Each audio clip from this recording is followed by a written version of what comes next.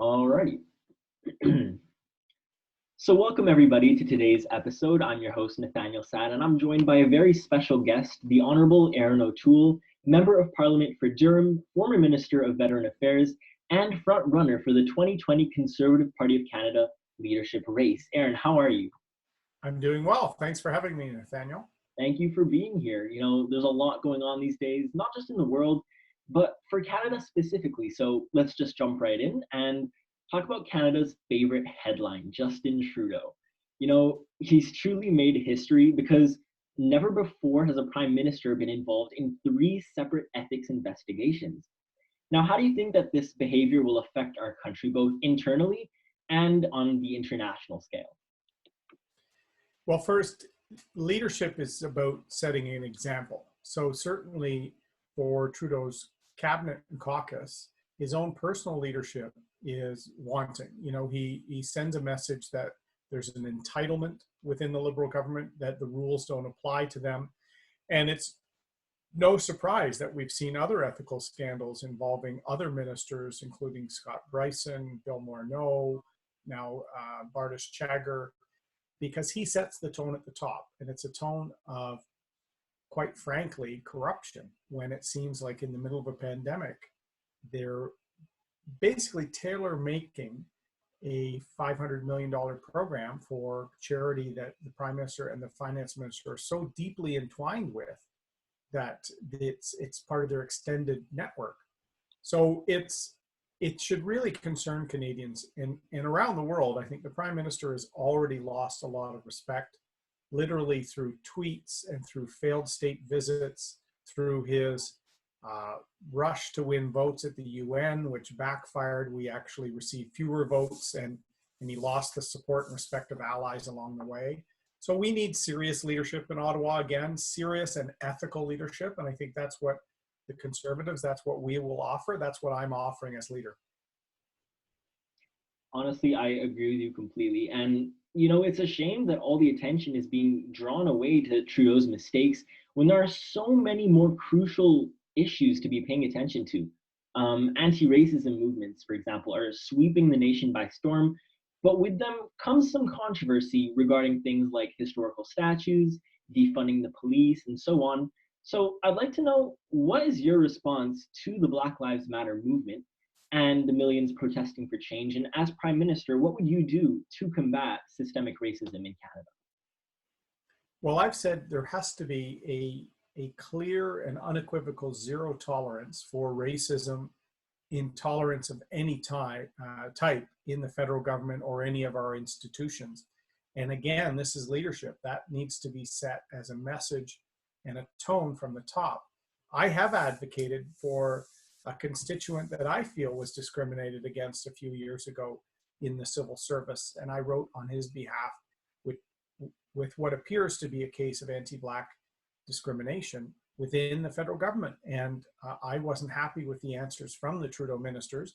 And so I do think we have to renew our commitment to zero tolerance, and then spend particular attention on training institutions, whether it's the Canadian Armed Forces, like I belong to, or the RCMP. We need, and CBSA and others, we need, as part of the training regimen, to really make sure that that zero tolerance culture is promoted. I don't agree with a lot of the tactics used by the Black Lives Matter organization. And clearly, people within their organization have expressed some discriminatory views towards other groups. It is really a radical Marxist organization. So you can share the same concern about discrimination without the overt left political organization that you see with them. Anyone who suggests defunding the police is a solution here doesn't understand that some minorities are impacted by crime in their community. And if we would suddenly pull out law enforcement resources, that would actually hurt some groups that are already facing discrimination and challenges. So we have to set a better standard. I talk about it regularly as someone that served in uniform. And as a conservative, we want a community and a country that has a merit-based fulfill your destiny, live up to your best potential. And there should be no barriers on anyone in our country.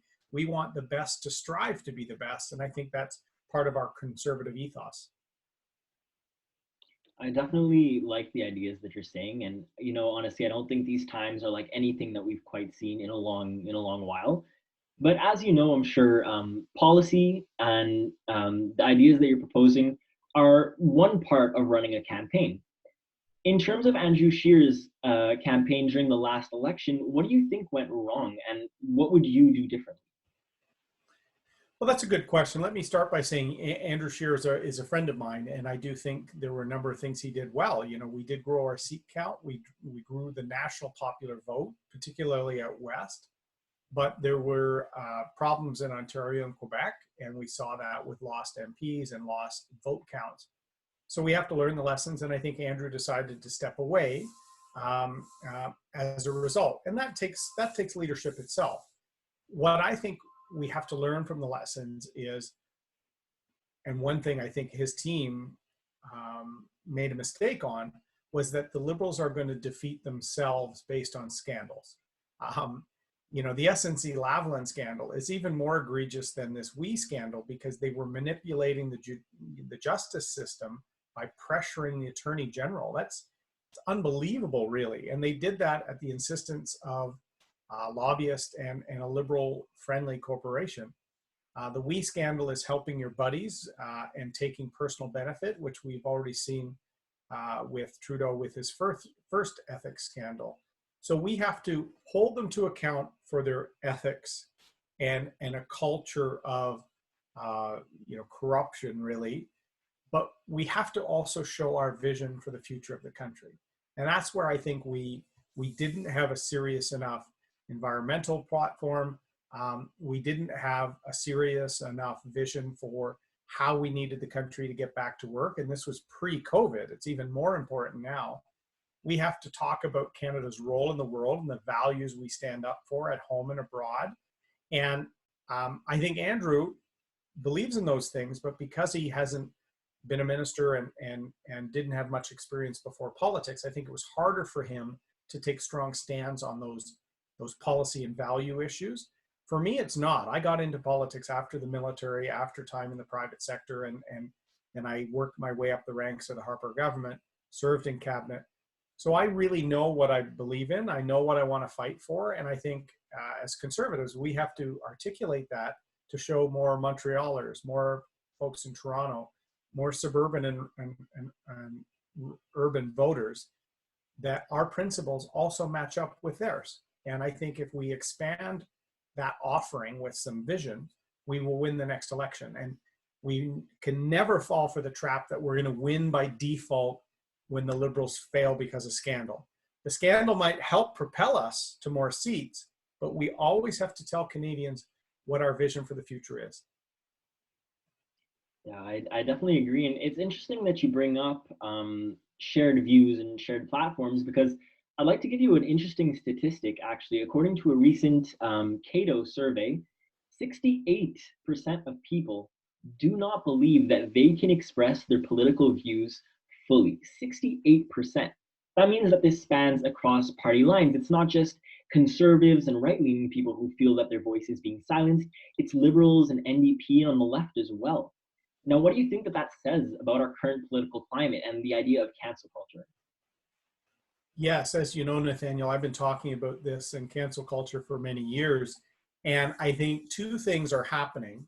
The cancel culture mentality, driven really by the left, which says, unless you agree with my point of view, I'm going to try and cancel your point of view by saying it's racist or intolerant or what have you, or how dare you express that idea.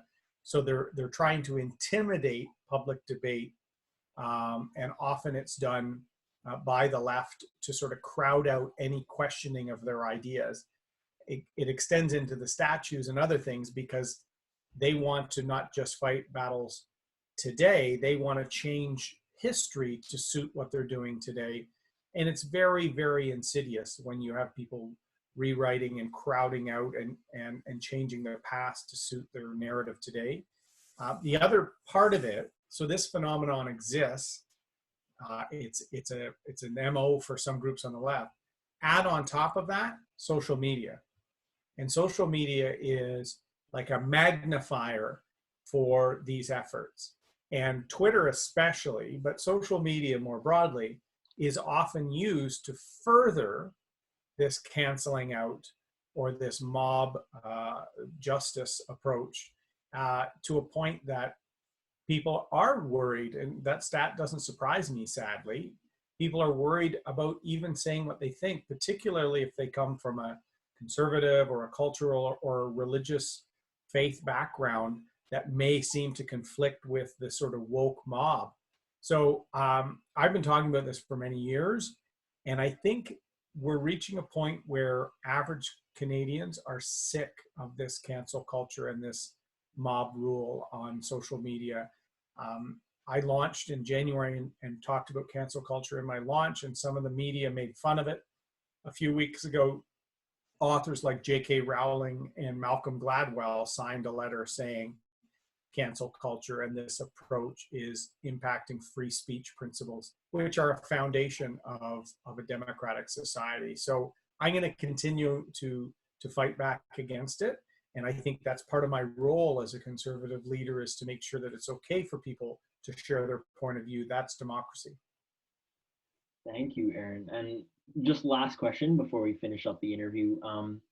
With everything going on right now in society in general, but also here in our very own neighborhoods, if you could say one thing to the youth of Canada, which is who our organization is centered around, what would your message to them be?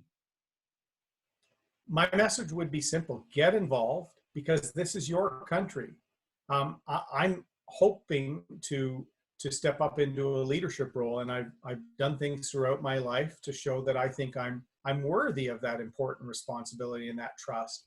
But really, the worries we have about the debt and deficit that are out of control, the looming unemployment crisis, the lack of confidence in our private sector by investors, Canada's eroding position on the world stage, your generation will be the ones that will be facing the aftermath of that. Either the destructive ways of the Liberals continue and your generation has fewer options, has a weaker, poorer, less respected country, or we try and reverse some of the decline we've seen under the Trudeau Liberals. That's what I'm offering.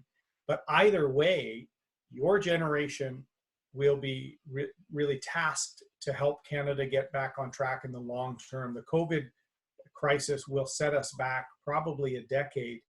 And so it really is up to your generation to start stepping into those roles in organizations, in businesses, in nonprofits, in politics, to take a role. And I certainly hope that if people are principled and like a lot of the things the Conservative Party is talking about, get involved in our party. We've got a great program in terms of an internship program. We've got jobs on Parliament Hill.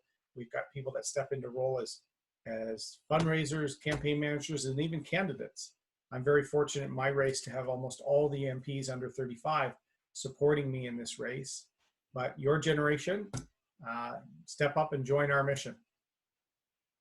Absolutely. Thank you so much, Erin, for taking the time to join me today. Thank you, everyone else, for tuning in and watching with us. We hope that you guys have a good week. Everyone stay safe and take care.